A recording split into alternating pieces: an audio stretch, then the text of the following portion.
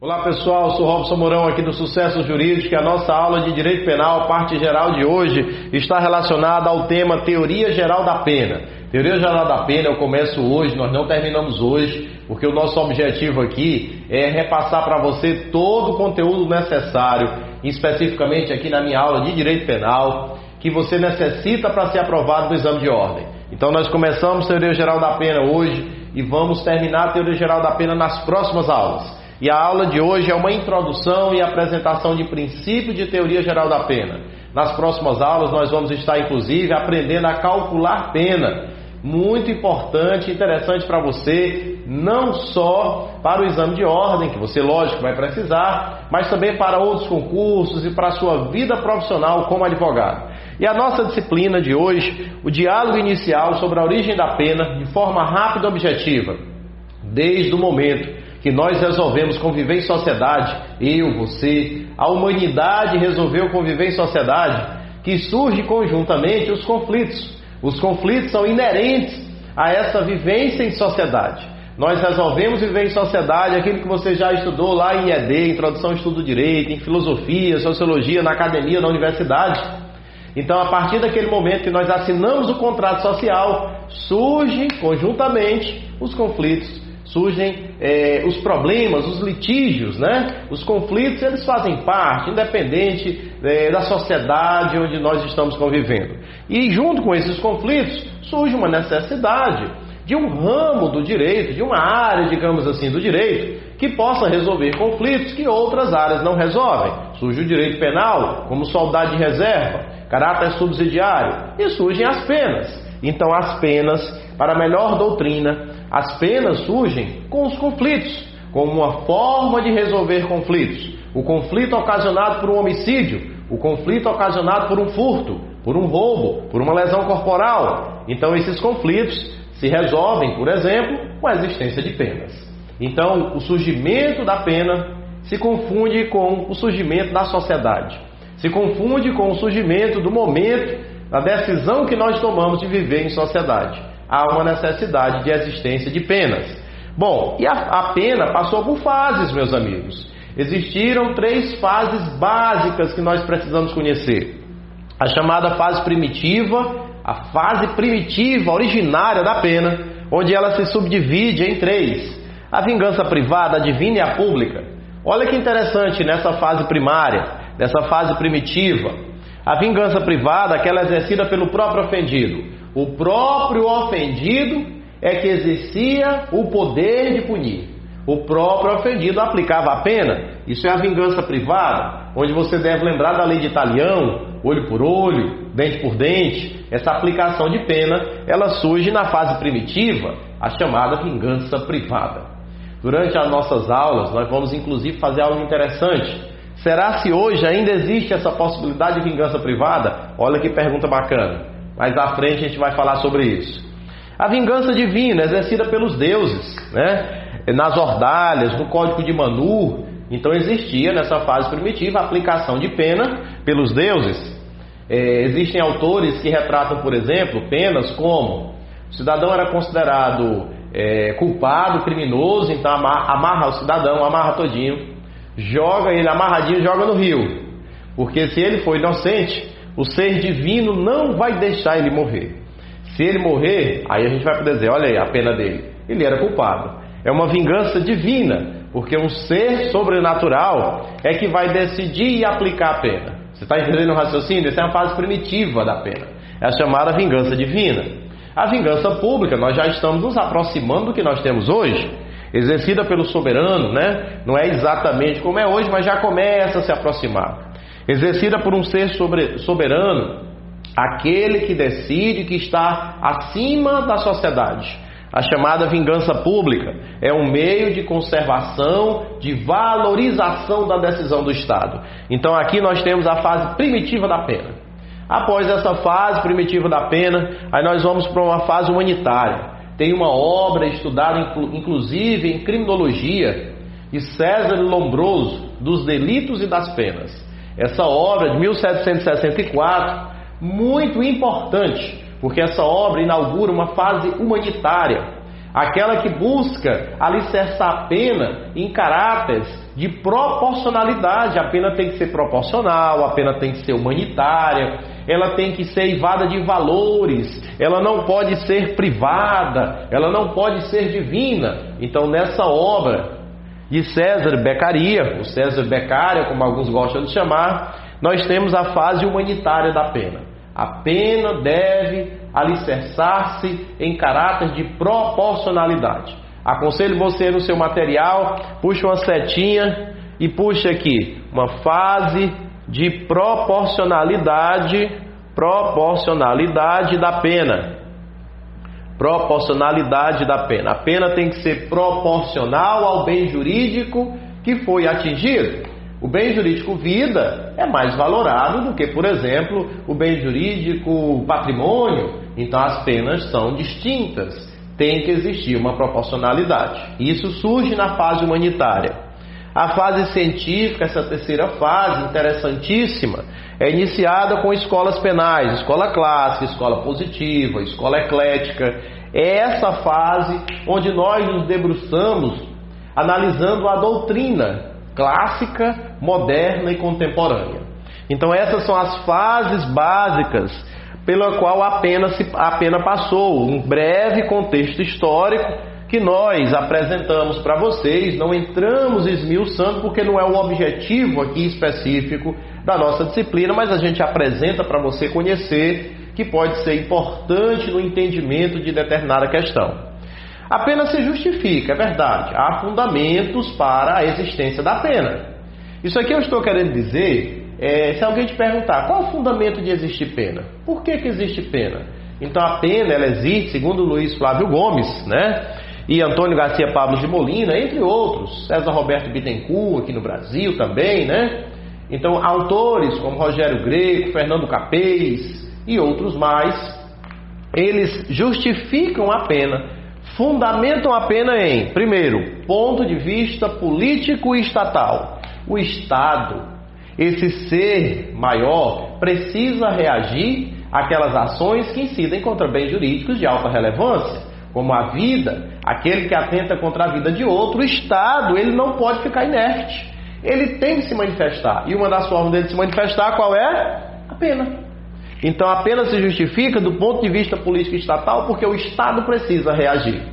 Do ponto da perspectiva psicossocial, satisfaz o anseio de justiça da comunidade.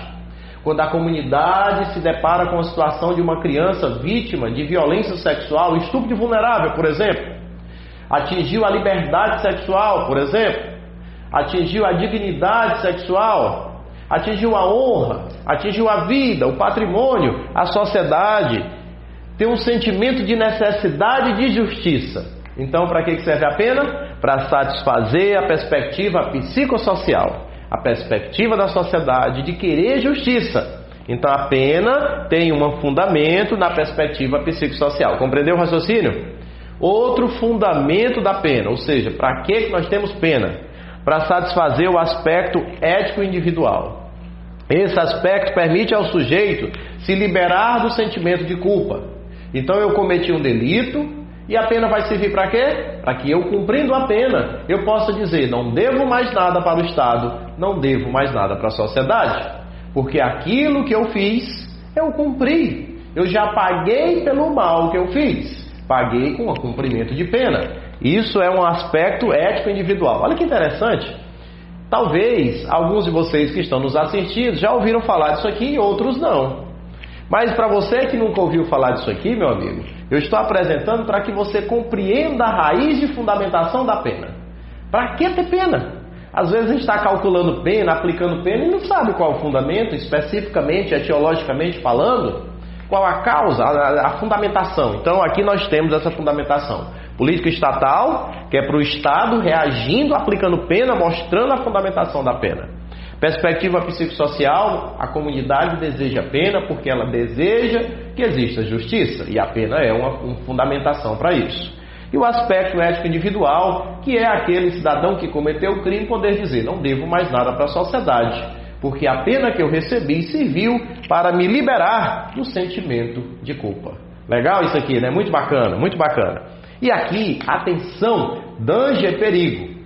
Danger é perigo. Anote aí do ladinho do seu material, faz aquela caveirinha, né? Faz aquela caveirinha para chamar atenção. Não tem aquele, passa o post-it do lado, sei lá, faz alguma coisa, danger, perigo. É muito comum ser perguntado na UAB sobre a finalidade da pena. Então, meu amigo, isso aqui é um conteúdo que você está vendo comigo hoje, você deve revisar na véspera de prova. É um dos conteúdos que você tem que revisar na véspera de prova. Quais as finalidades da pena? Você precisa saber 3 finalidades da pena, 3 fundamentações da pena. Essas 3 finalidades da pena, nós vamos dividi-las em correntes. A corrente absolutista, utilitarista e a eclética, também chamada de mista. Então, atenção, você precisa até o final dessa aula, terminar a aula e dizer assim, parar a aula e repetir para você o que é a teoria absolutista, utilitarista e eclética. Se você conseguir isso, show, 10 demais. Se você não conseguir, volta o vídeo. Volta o vídeo e assiste de novo, porque você precisa terminar o vídeo. Parou o vídeo, terminou o vídeo dessa aula, você precisa saber dizer para você mesmo o que é cada uma dessas correntes. Combinado? Muito bem. Então veja, primeira teoria, primeira corrente, chamada absolutista ou teoria absoluta. Aqui nós estamos, a palavrinha mágica, nós estamos alicerçando a retribuição. É uma teoria retributiva, meu amigo, meu querido, olha para cá. A teoria absoluta diz que a finalidade da pena é retribuir pelo mal causado. Sabe por que você, condenado, recebe uma pena? Como retribuição pelo mal que você fez. Você fez o mal, você atingiu o bem jurídico, vida, você atingiu o bem jurídico, saúde, você atingiu o bem jurídico, liberdade sexual, você atingiu o bem jurídico, honra, o bem jurídico, patrimônio, e assim vai. Então, por causa disso, como retribuição pelo mal que você fez, vai ganhar uma pena. Então, o caráter retributivo está na teoria absoluta. Ela tem como base o estado absolutista, a pena é exigência da justiça, ou seja, quem pratica o mal deve sofrer o mal. Esse é o princípio da teoria ou corrente absolutista, que a palavrinha mágica é o que é? Retribuição. Recebe pena como retribuição pelo mal causado. Interessante isso. Aí, se a questão quiser te complicar muito e buscar na filosofia, um pouquinho na sociologia e etc., autores que defendem essa ideia, ou que apresentaram argumentos dessa ideia, você tem em Kant, onde Kant mostra que a pena é um imperativo categórico, ou seja, não há utilidade na pena, a pena é uma mera compensação moral. Esse é um pensamento kantiano, ou seja, não tem uma utilidade específica, mas sim uma aplicação pelo mal causado. Fez o mal? Recebe pena. Fez o mal? Recebe pena. Interessante que pela obra de César Lombroso, se você for aplicar esse pensamento, como é que é? Fez o mal, recebe pena na mesma proporção. Não tem sentido eu causar um mal pequeno, digamos assim, só fazendo analogia, e receber uma pena totalmente desproporcional. Então, cometeu o mal, recebe uma pena na mesma proporção. Hegel, a pena afirmação do direito, é a dialética da violação do direito. Ou seja, violou o direito, recebe pena como retribuição pelo mal causado. Teoria absoluta, palavra-chave, retribuição. Teoria ocorrente relativa. Esse aqui, meu amigo, é da prevenção. Então, para que serve a pena? Voltando aqui no slide anterior, para que serve a pena para a teoria ocorrente absolutista? Para retribuir pelo mal causado. Para que serve a pena pela teoria relativa, ocorrente relativa? Para prevenir que novos delitos venham a acontecer.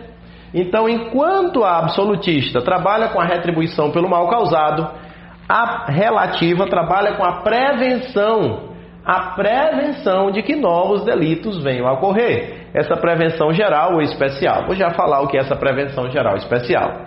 A base aqui não é um Estado absolutista, a base de origem é do Estado liberal, né? Lógico, o período do iluminismo é utilitarista. Interessante isso, é uma teoria que tem uma utilidade, uma finalidade de prevenir que novos delitos venham a acontecer.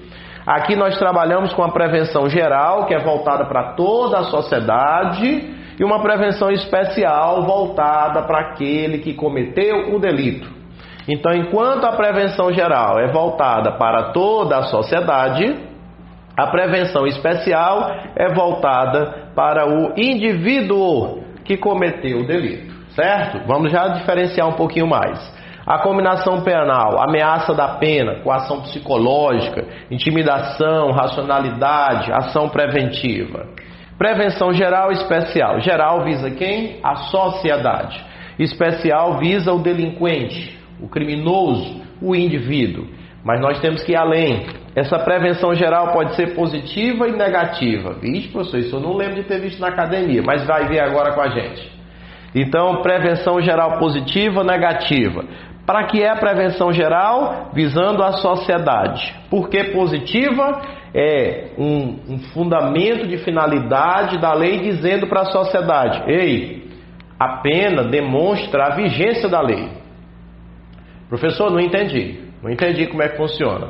Então nós, sociedade, pegamos o jornal, por exemplo, e vemos lá no jornal: olha, fulano de tal cometeu o crime de estupro de vulnerável, assim, no dia tal e tal e tal. Saiu a condenação dele, recebeu uma pena, vou dar um exemplo hipotético, de 15 anos e 2 meses. Nós vamos aprender como é que chega nesses valores, viu? Então, 15 anos e 2 meses. Nós, sociedade, quando lemos isso, estamos vendo o quê? Que a pena foi utilizada para demonstrar que a lei é vigente, que a lei é aplicada, e para que outras pessoas, quando vejam isso, rapaz, essa pena todinha para esse que cometeu esse delito, eu não vou cometer esse delito, a lei é vigente.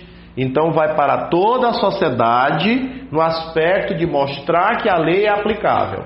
É como se nós tivéssemos alguém dizendo: ei, a lei vale, a lei é utilizada. Você pensa que quem comete crime não recebe pena? Recebe pena, está aqui um exemplo. Então essa é a prevenção geral positiva. O que é a prevenção geral negativa? É aquela intimidação, a coação psicológica. É como se, por exemplo, vamos imaginar, a pessoa não gosta do Robson Mourão, né? Por algum motivo: eu não gosto do Robson Mourão, não. Ele usa gel no cabelo, igual o professor Tales de processo penal falou, e eu não gosto do professor Robson. Então já sei, vou aqui na minha rede social, vou falar um bocado de coisa contra o professor Robson Mourão. Vou atingir a honra do professor Robson Mourão cometendo um crime contra a honra, que nós vamos estudar ainda no 138, 139, 140 do Código Penal. E seguintes. Então ele começa lá no seu Facebook, no seu Instagram, começa a escrever: o professor Robson Mourão não vale nada, não vale nem o que a gata enterra. E aí começa a escrever, e de repente ele recebe uma mensagem no seu celular, e ele vai olhar no seu celular, é um amigo dele que mandou uma notícia de uma pessoa que recebeu uma pena de 7 anos, vamos exagerar aqui, 6, 7 anos, por um crime contra a honra que ele cometeu via internet, via rede social. E ele: vixe, rapaz, quer dizer que quem faz esse tipo de ação recebe esse tipo de pena? Eu vou apagar. Na hora que eu ia publicar, vou apagar, não vou colocar nada disso na rede social, porque senão existe o risco de eu receber uma pena dessa, e eu não quero receber essa pena. Então, para que serviu aquela pena naquele caso? Serviu para mostrar para a sociedade um aspecto de prevenção negativa, que é uma coação, uma intimidação posta. Você está entendendo que a pena também serve para intimidar? Isso é uma prevenção geral negativa. Legal? Então, prevenção geral vai para toda a sociedade. Positiva é para mostrar que a lei é vigente, por isso não positiva. Negativa é para dizer: pai, não faz isso, preste atenção, tu vai fazer isso? É igual a patroa, né? Tu vai fazer isso? Não, então é para intimidar, é para causar realmente essa coação psicológica, entendido? E a prevenção especial, meus amigos, ela vai para o indivíduo. A prevenção especial visa o delinquente, o criminoso, podendo ser positivo ou negativo. Positivo é o seguinte: recebeu uma pena, o aspecto da ressocialização está ligado à prevenção especial positiva. Meus amigos, essa aula não está sendo especificamente, não é uma aula de criminologia, onde nós discutimos se isso aqui tem eficácia, não tem eficácia, se eu concordo com isso ou não concordo. Não é uma aula de criminologia que a gente teria essas discussões. Mas é uma aula específica preparando você para fazer o exame da ordem. E no exame da ordem a gente tem que saber aplicar isso aqui. Por isso que aquele sentimento de dizer: professor, não tem ressocialização no Brasil, ou tem ou não tem. Essas discussões nós não estamos tendo aqui, porque o objetivo é preparar você para o exame de ordem. Numa questão objetiva, você teria que saber o que é a prevenção geral positiva e negativa, o que é a prevenção especial positiva e negativa. Tudo bem? Tranquilo. Então, essa prevenção especial positiva é o quê? O cidadão, aquele criminoso, aquele delinquente, recebeu uma pena. A pena serve para trazer consigo o caráter da ressocialização. Dizer, olha, você foi ressocializado, você pode voltar para a sociedade. Então, essa é a característica da prevenção especial positiva. E a negativa? A negativa aqui tem aquele mesmo efeito, né, semelhante ao efeito da negativa geral. Só que enquanto a geral é para toda a sociedade, aqui na especial é específico para o indivíduo. Então é para inibir a reincidência. Então o cidadão cometeu um homicídio, recebeu lá uma pena de 15 anos. Então para que serve essa pena? Para dizer assim, ei rapaz, quando sair daqui tu vai querer cometer outro homicídio? Tu tem certeza que tu vai querer cometer outro homicídio? Porque tu cometeu um homicídio, 15 anos, tu cometeu outro homicídio, é daqui para frente, papai. Tu vai querer cometer outro homicídio? Não, não vou querer cometer outro homicídio. No meu exemplo hipotético, eu estou mostrando que é uma prevenção especial negativa. Ou seja, especial porque é voltada para o indivíduo, negativa é para dizer, ei, não cometa outros delitos. Ou seja, não seja reincidente. Entendido? Então aqui é o aspecto da prevenção como finalidade da teoria utilitarista. Vamos voltar porque tem que ficar isso fixo, porque a chance de ter isso na sua prova é muito grande. Então nós temos finalidades da pena. A primeira finalidade é a finalidade retributiva da corrente absolutista. A pena é uma retribuição pelo mal causado. A segunda finalidade relativa é utilitarista, é para prevenir que novos delitos venham a acontecer. E essa prevenção pode ser geral para a sociedade, especial para o indivíduo, podendo ser a geral positiva para mostrar que a lei é vigente, negativa para intimidar. Ei, não faz mais isso. Ó, tá vendo, sociedade, o que acontece com quem faz isso? Você não vai querer fazer isso, né, sociedade? Não, não vou querer fazer. Então é para intimidar mesmo, tá certo? E a prevenção especial visa o delinquente, podendo ser positiva ou negativa. Positiva é dizer, olha, tem que se ressocializar. A pena serve para você conseguir voltar para o seio social. Para você voltar ressocializado, não devendo mais nada para a sociedade. E o efeito negativo na prevenção especial é para dizer, não faça mais isso, não seja reincidente, senão você vai receber a pena. Então essa é a prevenção geral e especial. E aí você tem a teoria mista, também chamada eclética, unificadora, retribuição, prevenção geral e especial. Junta tudo. Surge no século XX, alguns autores, como Merkel, é um dos defensores da teoria eclética, ou seja, a pena teria finalidade tanto de retribuição do Estado absolutista, quanto de prevenção do sistema utilitarista. Isso é a teoria eclética ou mista. Ela existe nas nações democráticas, essa teoria, né? E a nossa pergunta não podia ser outra. Qual adotado no Brasil? Será que o Brasil adota a teoria absoluta da retribuição? Será que o Brasil adota a teoria relativa utilitarista da prevenção? Nossa resposta: o Brasil é a mistura, né? Para variar, a teoria mista, eclética. Nós utilizamos tanto a prevenção quanto a retribuição, as duas. Ou seja, utilizamos, volta aqui, a mista ou eclética. Baseado em que eu posso falar isso? No artigo 59, que são 8 circunstâncias judiciais. 8 circunstâncias, nós vamos analisar uma por uma. Então nós utilizamos a teoria eclética. Vamos além, vamos à frente. O STF, numa interpretação mais ampla, ele diz que na verdade, além da análise mista, da análise eclética, nós temos uma visão polifuncional. Porque a pena para o STF tem uma função, vamos voltar aqui para você, de retribuição, o STF, função de retribuição, função de prevenção geral e especial e uma visão mais ampla, polifuncional. Tá? Então, para o STF, ele diz que a pena é polifuncional no aspecto de que visa a prevenção, visa a retribuição, visa o aspecto cultural, visa o aspecto social, ou seja, tem várias funções. Então, se tiver alguma questão, visão do STF, pode acontecer de ter uma alternativa dizendo visão polifuncional, tá? Na visão do STF. Vamos fazer uma pergunta aqui para ver se a gente entendeu? No momento de comissão da pena em abstrato, Então a pena em abstrato. O que é a pena em abstrato? Meu amigo, se você pegar o seu VAD, você vai abrir lá no Código Penal, em qualquer um dos delitos da parte especial do 121 em diante, e você vai ver penas em abstrato. Artigo 121, o homicídio, pena, reclusão de tanto a tanto. Artigo 122, induzimento, instigação, auxílio ao suicídio, pena, tanto a tanto. Então são penas que a gente chama penas em abstrato, porque não é para um caso concreto. São penas em abstrato. Eu não estou pegando nenhum caso específico para dar esse valor de pena. É a pena em abstrato. Quando eu faço isso, quando eu abro o meu VAD no Código Penal e começo a ler aleatoriamente as penas em abstratos, isso aqui eu estou aplicando uma teoria absoluta da retribuição, teoria utilitarista da prevenção. O que eu estou aplicando aqui? Resposta para a gente. Olha que interessante.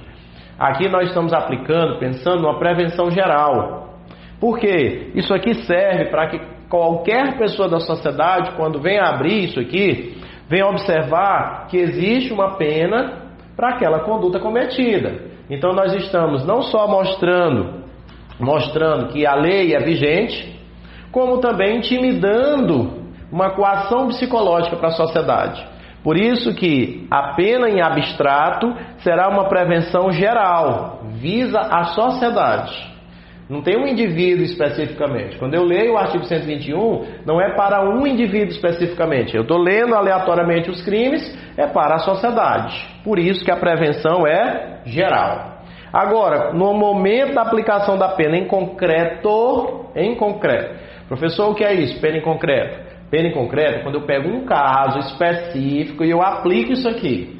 Eu digo assim, Joãozinho dos Anzóis, de 24 anos, no dia tal, às tais horas, pegou uma arma de fogo, com ânimos mecânicos, ânimos de matar, o desejo de matar, incidiu contra a vida de outro, ele pegou a arma, atirou, matou, correu, pegaram o Joãozinho dos Anzóis, foi para a polícia, preso em flagrante, etc. Processo criminal, foi condenado.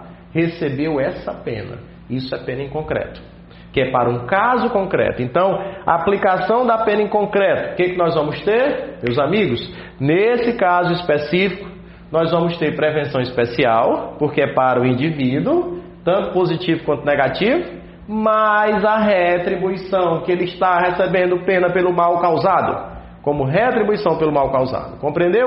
Então, tanto nós temos, no momento de aplicação da pena em abstrato, prevenção geral, quanto na pena em concreto, prevenção especial e retribuição. Duas finalidades modernas da pena para a gente fechar essa aula de agora, você beber uma água e depois continuar com a gente. Função social da pena. Essa função social, na verdade, está ligada a um aspecto pró-societário. Então, nesse caso, a aplicação prática, a pena precisa passar pelo crivo de racionalidade. Tem que ter racionalidade na aplicação da pena, impedindo que se torne o delinquente instrumento de sentimentos ancestrais de represália.